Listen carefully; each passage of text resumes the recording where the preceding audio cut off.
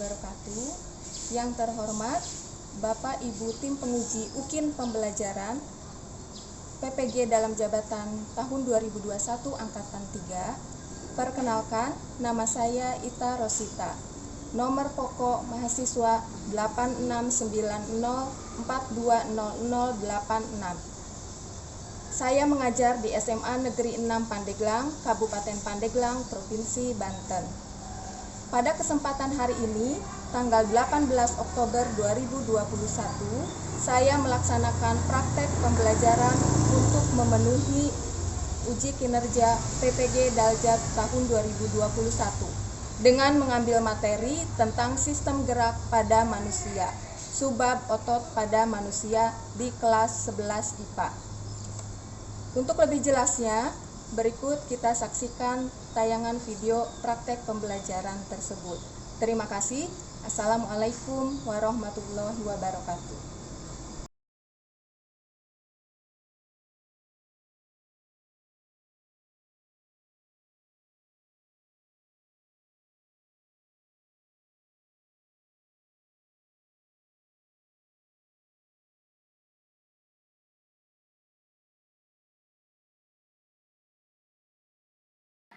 Bismillahirrahmanirrahim. Assalamualaikum warahmatullahi wabarakatuh. Waalaikumsalam warahmatullahi wabarakatuh.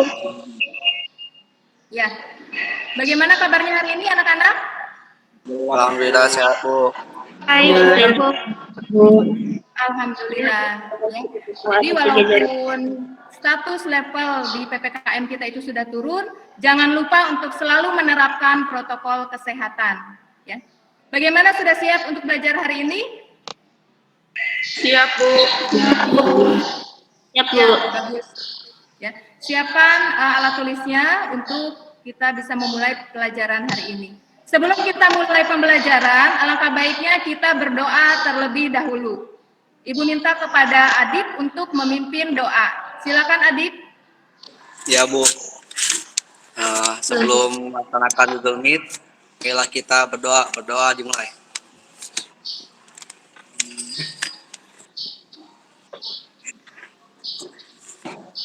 Berdoa selesai. Ya, terima kasih Adib. Ya, Bu, sama-sama. Ya. Ibu lihat di sini dari kehadiran semuanya sudah hadir ya. Terima kasih. Jangan lupa untuk mengisi presensinya di classroom. Iya, Bu. Ya. Nah, di sini Ibu punya satu quote. Ada, Bu, ada. Sudah, Bu. Ya. Ini adalah quote yang disampaikan oleh Bung Tomo, ya, salah satu pahlawan di Indonesia. Isi quote-nya adalah jangan memperbanyak lawan, tetapi perbanyaklah kawan. Jadi dimanapun kita berada, baik di lingkungan sekolah, di lingkungan masyarakat, kita harus memperbanyak kawan. Baik, untuk pertemuan sebelumnya, ada yang masih ingat kita belajar tentang apa? Rangka pada manusia. Ya, betul. Rangka pada manusia. Komponen apa yang menggerakkan rangka? Otot, Bu. Otot. Ya, Otot, Bu. betul. Otot adalah alat gerak, ya, alat gerak aktif yang bisa menggerakkan rangka. Ya, jadi otot itu adalah salah satu bagian penting yang ada pada tubuh kita.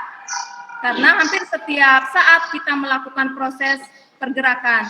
Jadi penting sekali kita untuk memiliki pemahaman yang baik tentang otot. Bagaimana strukturnya dan bagaimana cara kita bisa memelihara otot tersebut agar fungsi dari otot itu bisa berjalan dengan baik. Ya. Jadi pada hari ini kita akan mempelajari materi tentang otot. Potensi dasar dari pembelajaran ini adalah menganalisis hubungan antara struktur jaringan penyusun organ pada sistem gerak dalam kaitannya dengan bioproses dan gangguan fungsi yang dapat terjadi pada sistem gerak manusia. Kemudian tujuan pembelajarannya yaitu melalui kegiatan pembelajaran dengan model discovery learning dan kecakapan abad 21 dalam mempelajari materi pokok otot pada manusia, peserta didik dapat menganalisis hubungan antara struktur jaringan penyusun organ pada sistem gerak dalam kaitannya dengan bioproses dan gangguan fungsi yang dapat terjadi pada sistem gerak manusia. Nah, untuk indikator pencapaian kompetensinya, yaitu membedakan macam-macam jaringan otot. Yang kedua, menganalisis tahapan mekanisme kerja otot. Dan yang ketiga itu adalah menganalisis macam-macam gerakan otot. Ya, di sini Ibu punya satu gambar. Ya, kita simak di sini bersama-sama. Siapa tokoh yang ada pada gambar tersebut? Aderai. Aderai. Ya, betul, Aderai. Apa profesinya? Binaragawan. Binaragawan, Bu. Binaragawan. Kita lihat dari gambar di sini, bagian apa yang sedang ditunjukkan oleh Aderai? Bagian otot Bagian, Ototnya, ya, Bu. bagian ototnya. Ya, bagian ototnya. Jadi, binaraga itu adalah suatu kegiatan pembentukan tubuh, ya, yang dilakukan di sini dengan cara membentuk otot-otot sehingga nanti otot-otot itu tumbuh membesar. Jadi ada proses hipertrofi namanya, ada proses pembesaran otot. Ya. Nah, kemudian dari gambar tersebut apa yang bisa kalian ajukan sebagai pertanyaan? Silakan. Dari gambar yang tadi Ibu tunjukkan, silakan kalian ajukan pertanyaan-pertanyaan yang berkaitan dengan gambar tersebut. Tentang Nanda, Bu. Ya, silakan, Nanda. Apakah pada tubuh manusia hanya terdapat satu macam otot saja? Ya. Apakah pada tubuh manusia hanya terdapat satu macam otot saja? Menurut kalian apakah hanya satu macam otot yang ada pada tubuh manusia? Enggak, Bu, ada banyak. Tidak, Bu. Tidak. Ada banyak, Bu. Ya. Di jaringan hewan kita sudah belajar ya, ada 3 macam jaringan otot. Jadi di sini kita akan mempelajari kembali. Kemudian pertanyaan selanjutnya, silakan. Siapa yang akan menyampaikan? Ya, pertanyaan berikutnya. Ratu, Bu. Ya, silakan. Apakah otot manusia memiliki nama-nama yang berbeda seperti tulang? Apakah otot di sini memiliki nama-nama yang berbeda sama seperti tulang yang sudah kita pelajari sebelumnya, ya? Nah, misalkan pada bagian lengan di sini apakah nama ototnya berbeda dengan otot pada bagian kaki? Menurut kalian sama atau tidak nama ototnya? Berbeda, Bu. Berbeda. Ya, baik. Nanti kita lihat ya bersama. Pertanyaan berikutnya masih ada? Silakan. Saya, Bu.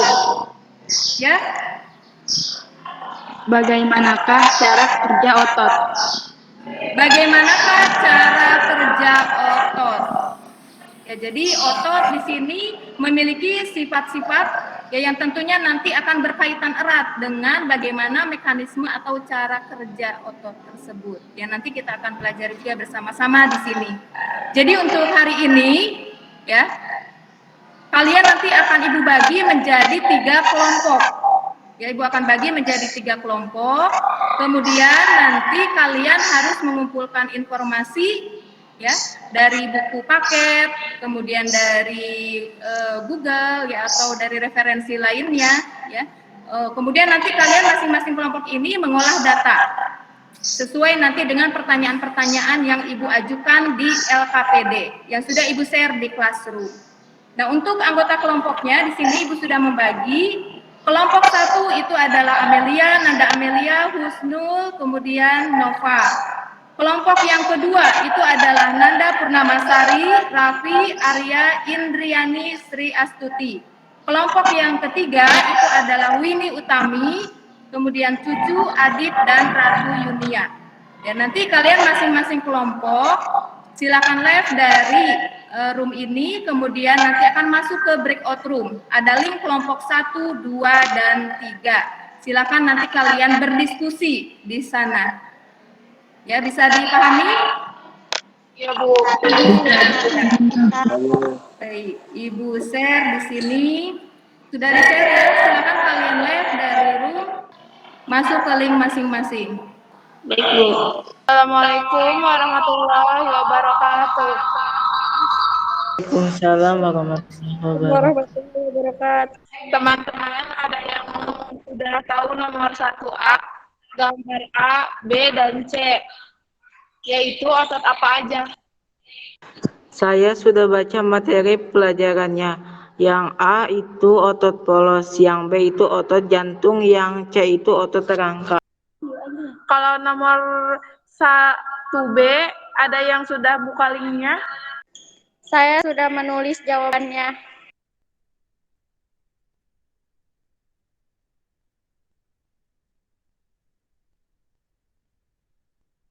Saya sudah buka link yang nomor 2 tentang mekanisme kontraksi otot. Terus ada lagi?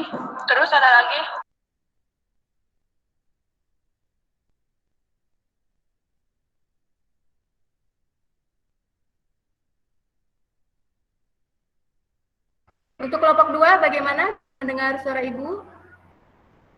Mendengar, Bu.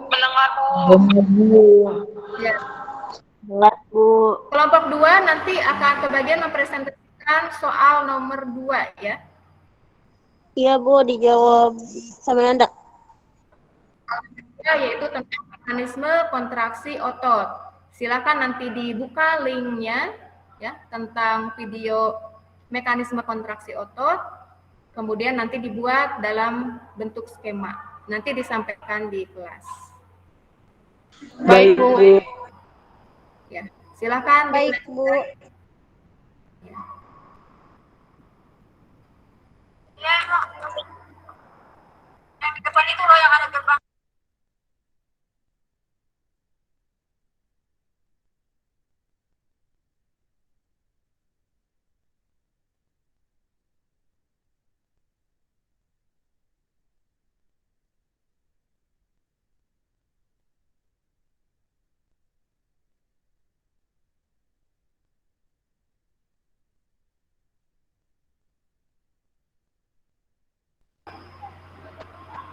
Untuk kelompok 2 bagaimana?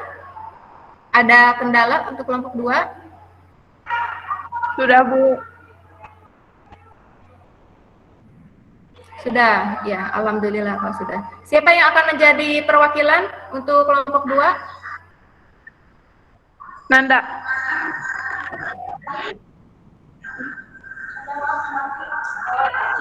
Ya, silakan ya, disiapkan nanti untuk presentasi.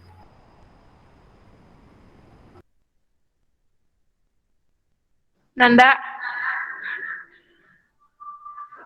Bu. Nanda yang presentasi.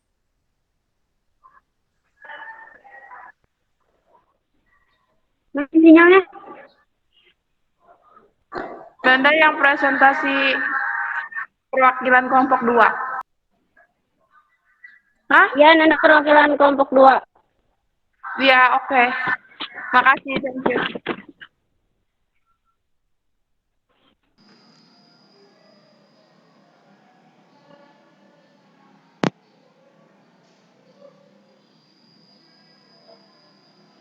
Sudah siap untuk melakukan presentasi ya?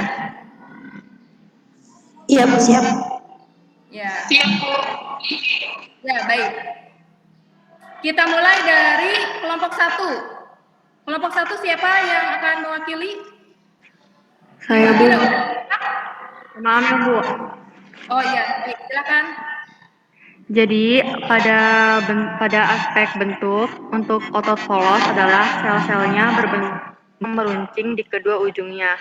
Pada otot jantung, selnya berbentuk panjang, silindris, dan memiliki percabangan.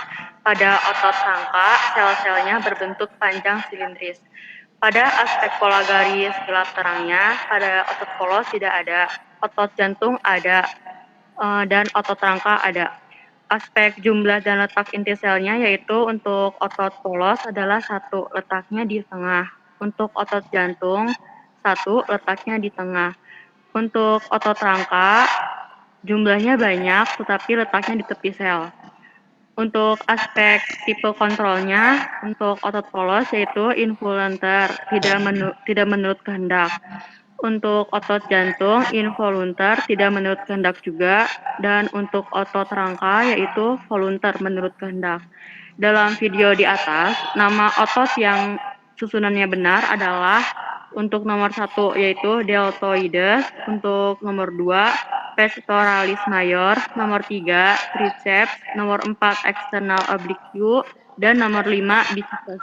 Cukup, Bu. Ya, baik. Terima kasih ya atas penyampaian jawaban dari kelompok 1. Ya, Bu. Ada yang akan menanggapi? Ya, Bu.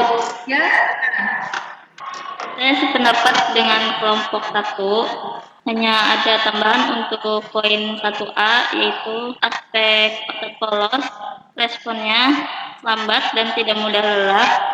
Letak ototnya di dinding organ dalam seperti lambung dan usus, pembuluh darah.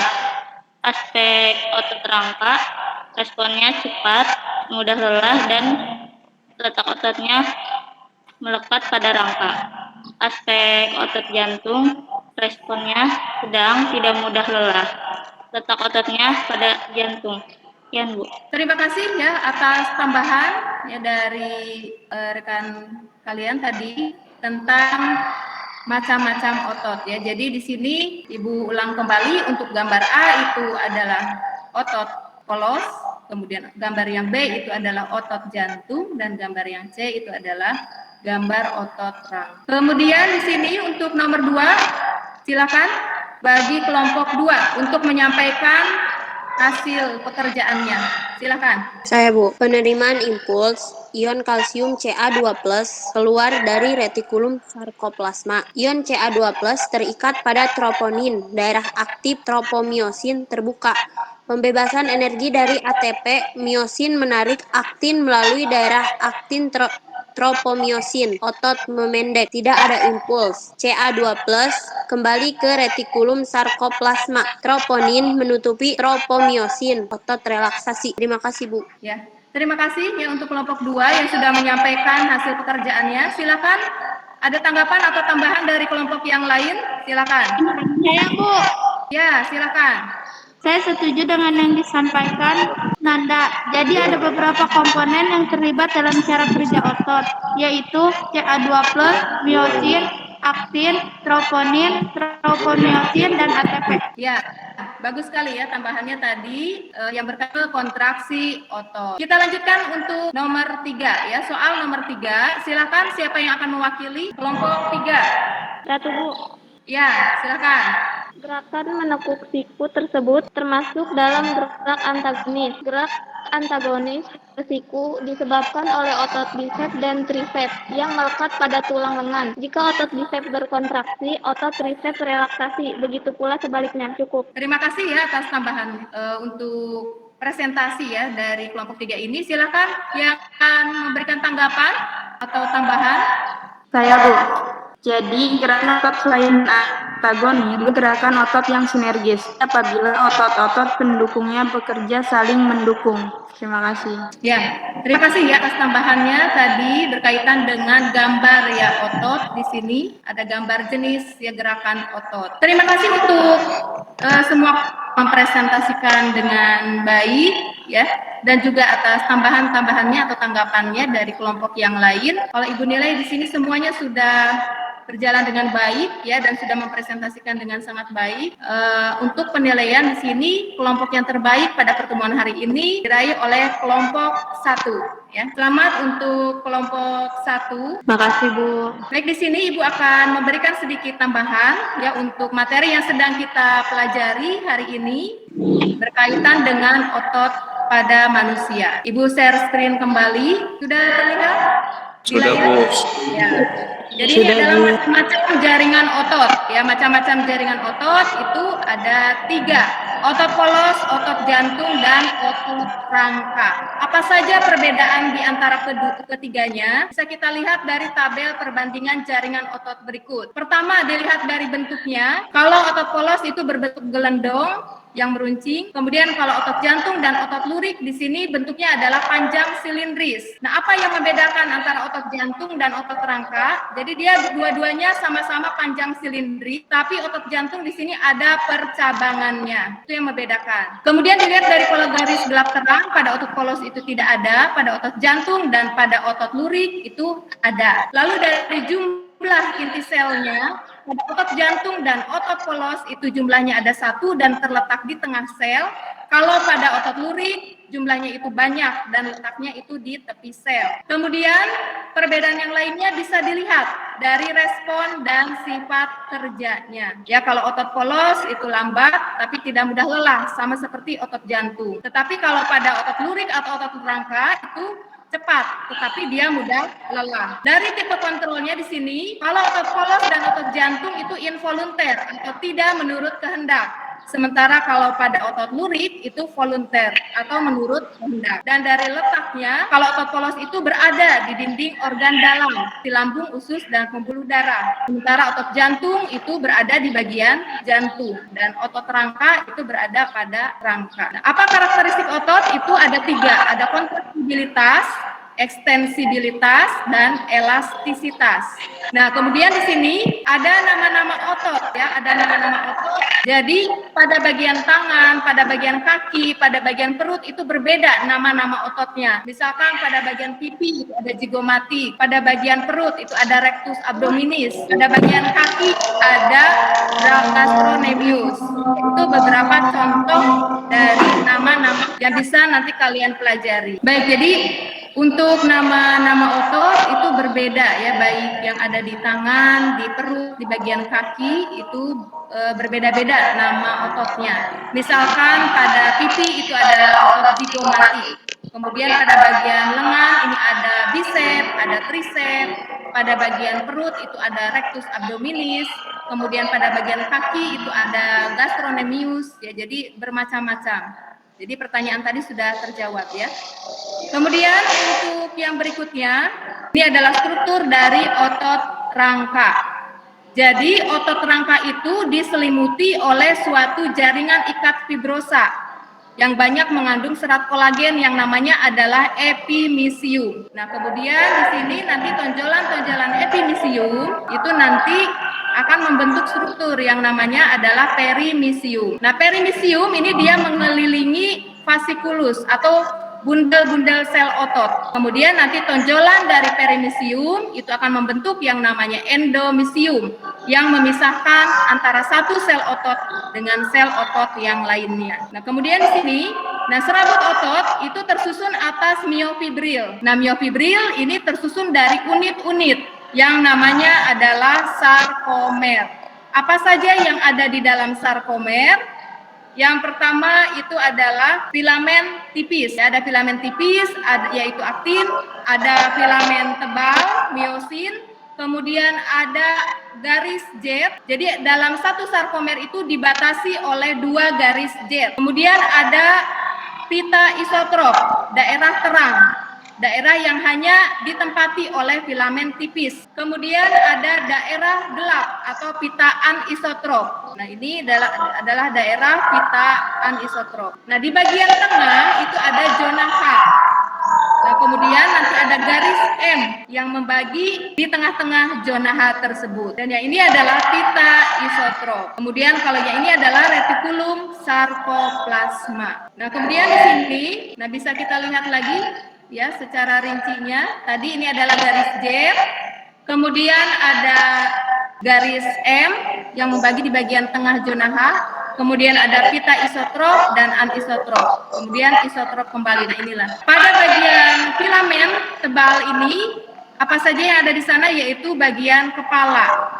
Ya, kemudian ada bagian ekor. Nah, kepala miosin di sini ada bagian situs pengikatan aktin. Jadi inilah yang nanti akan berikatan dengan sisi aktif aktin. Kemudian di bagian bawahnya ini adalah situs untuk pengikatan ATP. Jadi ATP nanti di sini akan menempel kemudian hidrolisis menjadi ADP dan fosfat. Kemudian kalau untuk filamen tipis itu ada 3 bagian, yaitu troponin, aktin, dan tropomiosin. Secara singkatnya, untuk mekanisme kontraksi otot itu dimulai dari adanya impuls atau rangsangan ya, yang menjalar nanti di sepanjang serabut otot, sehingga pada akhirnya retikulum sarkoplasma akan mengeluarkan ion kalsium. Ion kalsium ini kemudian nanti akan menjalar di sepanjang miofibril. Kemudian kalau kadar ATP-nya di sini tinggi, ya, kemudian ion kalsium juga dalam kadar yang tinggi, nanti dia akan berikatan dengan troponin. Ya, jadi ion kalsium nanti akan berikatan dengan troponin sehingga nanti mengubah posisi dari tropomiosin yang pada akhirnya akan membuka sisi aktif dari aktin. Kemudian nanti kepala miosin nanti bisa mengikat sisi aktif aktin tersebut akibat adanya hidrolisis dari ATP menjadi ADP dan fosfat.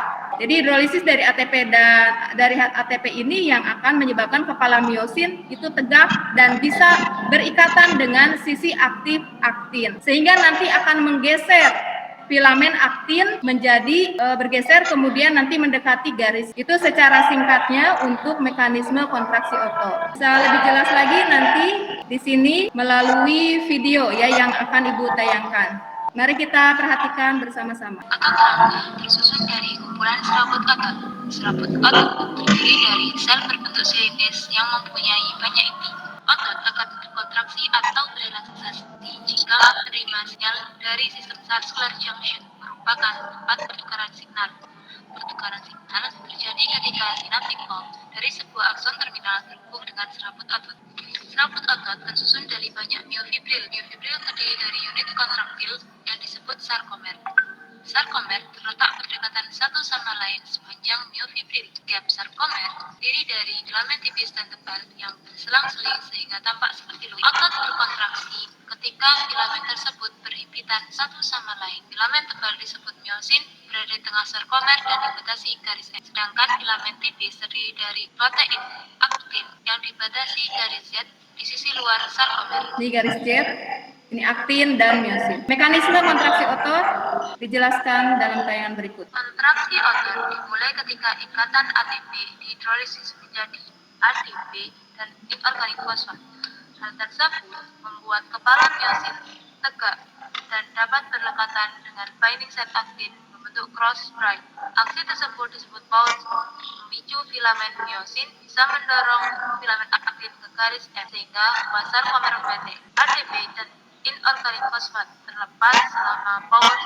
Miosin masih tetap berdekatan dengan aktin hingga terdapat molekul ATP baru. Miosin yang bebas akan menuju siklus lainnya untuk melakukan kontraksi kembali atau tetap tidak berdekatan untuk memungkinkan otot berelaksasi. Kontraksi otot dikontrol oleh ion kalsium. Filamen tipis aktin akan berasosiasi dengan protein regulator yang disebut troponin dan tropomiosin. Ketika otot berelaksasi, tropomiosin akan memblok terjadinya cross-braid pada binding site aktif. Ketika level ion kalsium tinggi dan terdapat ATP, ion kalsium berdekatan dengan troponin dan mengubah posisi tropomiosin sehingga miosin binding site pada aktif akan tampak. Kemudian miosin akan berikatan pada binding site aktin dan bentuk cross-braid. Ion kalsium disimpan pada retikulum sarkoplasma dan dilepaskan ketika merespon sinyal dari sistem saraf untuk berkontraksi. Molekul neurotransmitter dilepaskan dari neuron dan berikatan dengan reseptor mana membran serat otot mengalami depolarisasi. Electrical impulse berjalan turun menuju pulus D dan membuka penyimpanan kalsium. Ion kalsium mengalir ke miofibril, di mana mereka akan memicu kontraksi otot. Aktin dan miosin saling berhimpitan dan sarkomer memendek, sehingga garis Z akan tampak dekat dengan garis F. Ketika sarkomer pada miofibril berkontraksi, serat otot akan mendek. Ketika serat otot berkontraksi secara serentak, sebuah otot dapat memproduksi gaya yang cukup untuk menggerakkan. Seperti itu untuk tayangan penjelasan mekanisme kontraksi otot. Dan yang terakhir di sini adalah tentang sifat kerja otot.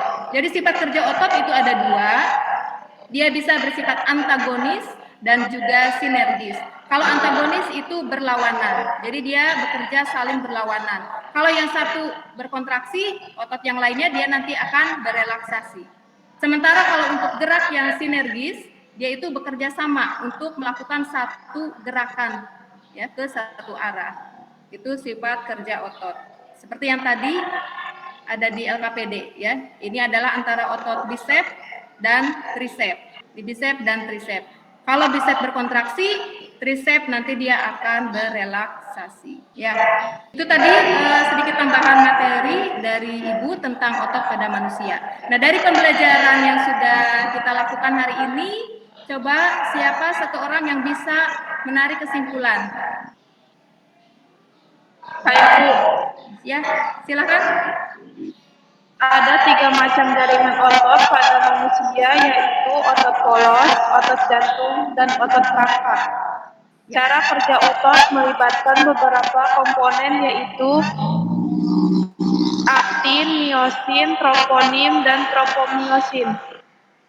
Gerakan otot dibedakan menjadi 2, yaitu gerak sinergis dan gerak antagonis. Siap cukup. Ya, terima kasih ya. Itu kesimpulan yang sangat lengkap dari Sri ya yang menggambarkan hasil pembelajaran hari ini. Baik, untuk tugas silakan kalian kumpulkan lewat classroom ya, tugas LKPD yang tadi. Kemudian kalian bersiap-siap untuk mengisi soal evaluasi ya. Jadi kalian mengerjakan soal. Bentar ya. Silakan kalian untuk mengisi soal evaluasi yang sudah Ibu share di link grup dan juga di chat room ini.